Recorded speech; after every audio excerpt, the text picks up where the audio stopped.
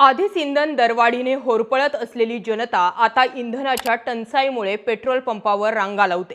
नोटाबंदी ज्या पद्धतीने लोकांना बँकांबाहेर रांगेत उभं राहण्याची वेळ आली, तीच वेळ आता इंधनाच्या बाबतीत सुरू आहे। सुरुवातीला देशात पुरेसा इंधन साठा असल्याच्या बाता करणाऱ्या केंद्र सरकारला पेट्रोल पंपावरील वाहनांच्या रांगा, पेट्रोल डिझेल भरण्यासाठी हातात कॅना घेऊन उभे असलेले लोक दिसत नाहीये का? आणि दिसत असतील तर सरकार अजूनही देशात इंधन टंचाई नसल्याचा बागलबुवा का करतंय? इंधन टंचाई नसेल तर पेट्रोल पंपांवर पेट्रोल डिझेल शिल्लक नसल्याचे बोर्ड का लावले जात आहेत? याचं उत्तर कोण देणार हा प्रश्न। एकीकडे इंधनाचे दर 3 ते 4 रुपयांनी वाढल्यानंतर देखील आपला रोजचा गाडा ओढला जावा म्हणून लोक जास्त दरात देखील इंधनाची खरेदी करतात, परंतु ते देखील त्यांना उपलब्ध होत नसल्याने लोकांनी करायचं तरी काय असा प्रश्न आहे। ऐन शेतीच्या हंगामात डिझेल टंचाईमुळे त्यावर चालणारी शेती उपकरणं ठप्प पडलीत। आधी खतांसाठी रांगा लावणारा आमचा शेतकरी आता डिझेलसाठी रांगेत उभा आहे। दुसरीकडे मात्र पंतप्रधान मोदींचे इटलीच्या पंतप्रधान मेलोनीन सोबतचे रोममधील फोटो व्हायरल होत आहेत। पंतप्रधान मोदी मेलोनींना मेलोडी चॉकलेट देतानाचा व्हिडिओ तर तुम्ही पाहिलाच असेल।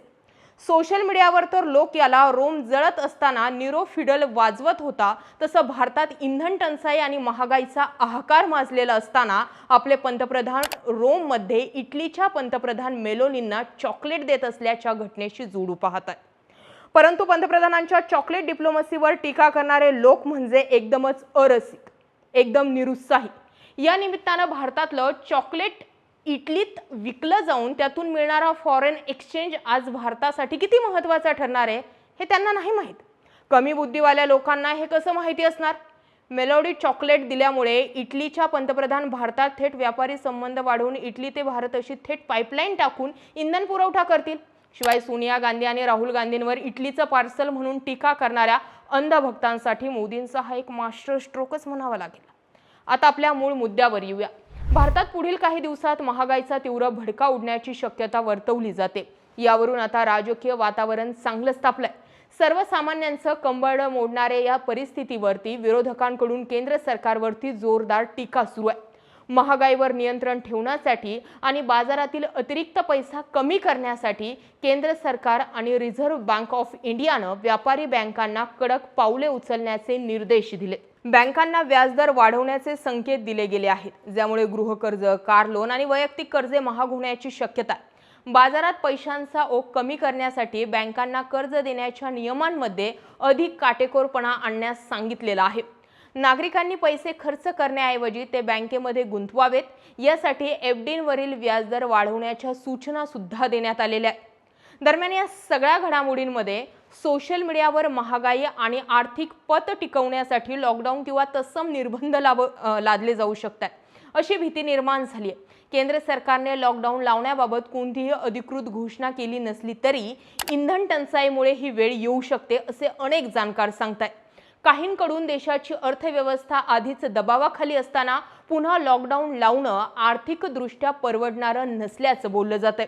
या सगळ्या गोष्टींमध्ये सरकारकडे महागाई रोखण्यासाठी कोणतेही ठोस नियोजन नसल्यानं सध्या देशाचे आर्थिक धोरण पूर्णपणे अपयशी ठरल्याचा आरोप होतोय। कॉर्पोरेट क्षेत्राला करात सवलती दिल्या जात असताना सामान्य जनतेवर मात्र जीएसटी आणि इंधन कराचा प्रचंड असा बोजा टाकला जातोय। गेल्या काही महिन्यांमध्ये जीवनावश्यक वस्तूंच्या किमती गगनाला भिडल्या, ज्यामुळे सर्वसामान्यांचं बजेट पूर्णपणे कोलमडलंय। इंधन वाढल्यामुळे त्याचा परिणाम आता हळूहळू सर्वच गोष्टींवर दिसून येतोय।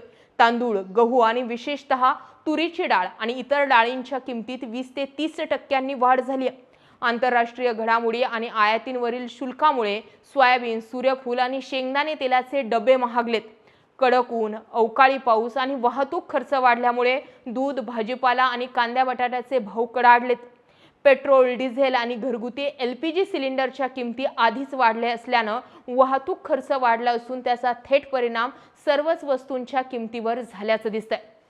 दुसरीकडे जीवनावश्यक आणि रोज लागणाऱ्या अनेक औषधांच्या किमतीतही कमालीची वाढ झालेली आहे। या सगळ्या वाढत्या महागाईमुळे जनतेमध्ये तीव्र असंतोष पसरलेला दिसतोय। हे सगळं होत असताना पंतप्रधान मोदी मात्र सध्या देशाची अर्थव्यवस्था कुठे आहे हे सांगायलाच तयार नाहीत। हैदराबादच्या सभेत केवळ सोने खरेदी करू नका, इंधन वाचवा असं आव्हान करून त्यांनी जनतेच्या मनात अनेक प्रश्न निर्माण केलेत।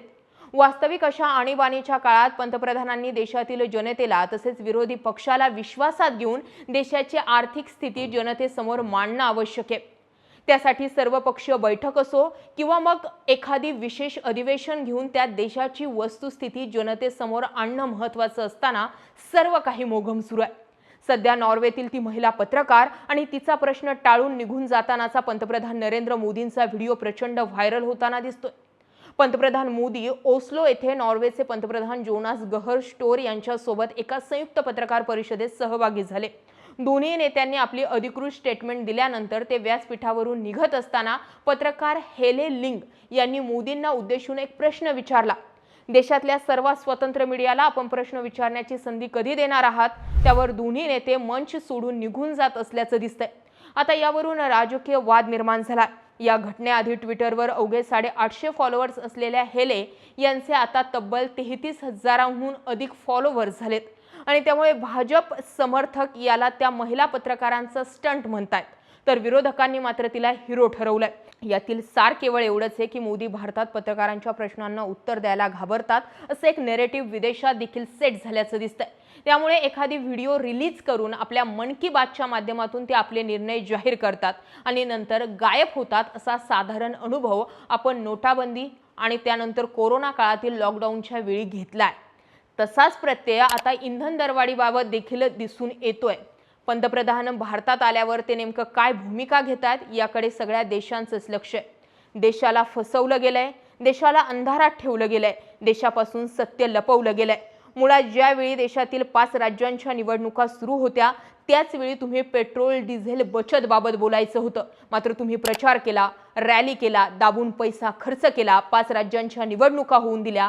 निवडणुका झाल्यानंतर 5ही राज्यांचे रिझल्ट येऊन दिले आणि त्यानंतर तुम्ही देशाला सांगतायत की सोनं खरेदी करू नका आणि सोनं खरेदी नका करू या निर्णयाला तुम्ही 2013 साली मनमोहन सिंग यांच्या सरकारच्या काळात हा निर्णय कसा घेतला गेला होता ते सांगितलं जातंय।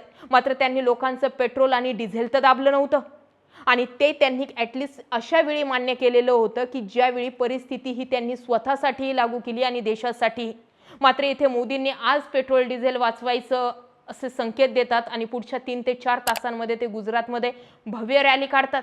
एका इव्हेंट सारखं तुम्ही पेट्रोल डिझेलच्या बाबतीत बोलतायत। आम्ही स्वतः घेतलेला अनुभव आहे की रोडच्या रोडवरती डिझेल मिळत नाही, पेट्रोल मिळत नाही।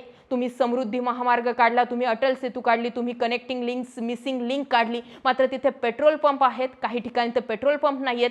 ते लोक त्याच पेट्रोल पंपावरती रात्र काढतायत। आता डिझेल मिळेना मग गाडीत पेट्रोल टाकू, ही परिस्थिती देशावर आणली आहे। तुम्ही भारत आधुनिक करत आहात की तुम्ही भारताला अधोगतीकडे नेत आहात, या सगळ्यांवर रोज आणि रोज बोलणं गरजेचं आहे। जय महाराष्ट्र।